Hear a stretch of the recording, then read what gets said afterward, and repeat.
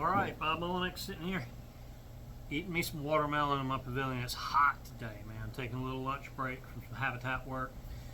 This video series that I'm about to put together next is more on this hardwood thinning. I'm going to title it TSI, Timber Stand Improvement Chainsaw Thinning. And I was thinking about it when I was down there today. This hack and squirt thing is great for certain things. It's really good for saving you a lot of energy and effort, right? You can hack and squirt a lot faster with a lot less effort than what you can do with a chainsaw. Two is, for us, it's a lot less messy, a lot less slash on the ground. Three is that standing dead wood does make wonderful nesting and habitat for woodpeckers and even raccoons and stuff to nest in, and birds and whatnot. So standing snags are a good thing for wildlife. So I think that TSI improvement, thinning through hack and squirt, definitely has its benefits. I think another one of the hack and squirt benefits is, depending on the chemicals that you're using, you can get a kill where these suckers aren't returning. And that's important to some people. But I want to talk about old school chainsaw thinning. It's a ton of work, but there is nothing more rewarding than turning around same day and seeing an area opened up, open canopy right now, done. And I do know from experience that the deer love the slash on the ground. They bed in it. It's great to regenerate the soil when that stuff breaks down and rots. So instant gratification, hard work, instant sunlight, a lot of benefits to chainsaw thinning. Slash on the ground, you can take that slash and pile it up into hedgerows, make bedding areas for deer. A lot of benefits to the chainsaw as well.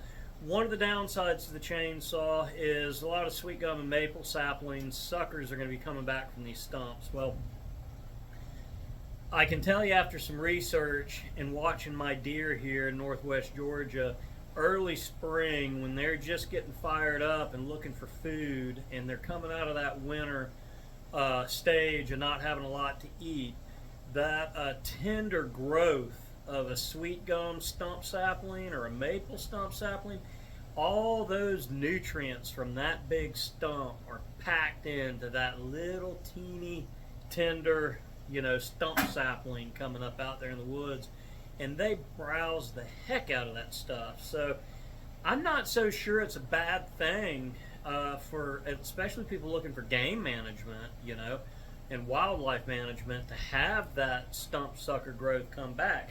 The other thing that stump sucker growth will do for you, if you do take too many of your sweet gums or maples out, you're not eliminating that tree from that area, completely.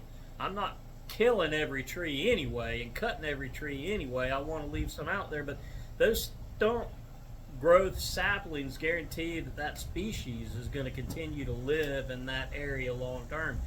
So another thing I learned yesterday from the DNR biologist about that with turkey need the grassy element that comes from an open canopy to a savanna setting, combined with some young successional woody growth, and I'm starting to think the deer need that too. The only thing that I'm seeing that doesn't really benefit from that is if you're just straight managing for quail, and in that case you really need mostly all bunch grasses in your trees to be really big and open, and I'm sure that's really good for pollinators and stuff too, but I think that woody element of these sapling and suckers are really important to deer and turkey. So I'm going to be trying about a 10-acre area down in this bottom, to where I'm leaving all the big pines, big oaks, big hickories, but really opening up the understory and the maples and the sweet gums. And when we get fire through those areas, if we're burning in 2 to 5 year burn intervals, I don't see those sweet gums and maple saplings getting bigger than about 6 to 8 foot tall in that time frame anyway. I believe with all the fine fuels of the bunch grasses and the other things that are growing in there at that point, when we get the sunshine in there, that fire is going to be more than hot enough to carry through there and knock those little hardwood saplings down. You know, that's what our elders did, was they controlled hardwood growth with fire. And that's still what timber management guys do in their clear cuts. They're doing site prep with fire so that they can knock that hardwood growth back and give these loblollies and pine trees the opportunity to get a jump ahead. That combined with herbicides today, you know, in the timber industry. But I think a lot of these practices, like hack and squirt's way over here on the side of the habitat restoration guys, the timber management guys are way over here wanting to do broadcast applications and just manage for trees, and they're not quite as eco-friendly as some of the other guys. But I feel like our elders, not going all the way back to like the Civil War times when they harvested everything, but I feel like our elders that were foresters, that's, you know, were converting cotton fields over to timber all through the southeast, you know, they left these hardwood stands in these bottoms, in these drains, in these wetlands, in these creek areas. They were very conscious after that big harvest of the Civil War, where they just cut every single tree and mutilated everything.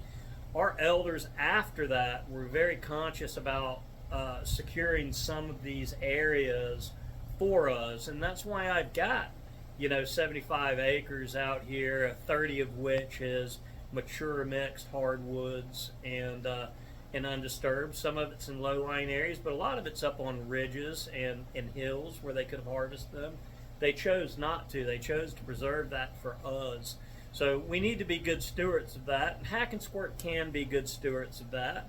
But I think there's a place for the chainsaw as well, especially when it comes to instant gratification, game management for turkey, game management for deer.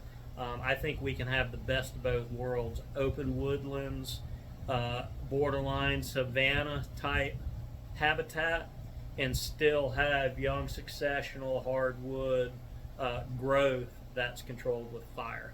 So that's my 2 cents as a landowner in Northwest Georgia here. I want to remind you all that any education I have is just stuff I've looked up and learned from doing myself, and learned from other professionals that I'll chase around and try to learn from when I can. So thank you all for watching. We're going to get into some timber stand improvement, chainsaw thinning, back breaking, sweating, mosquitoes, sugars, ticks, terrible work.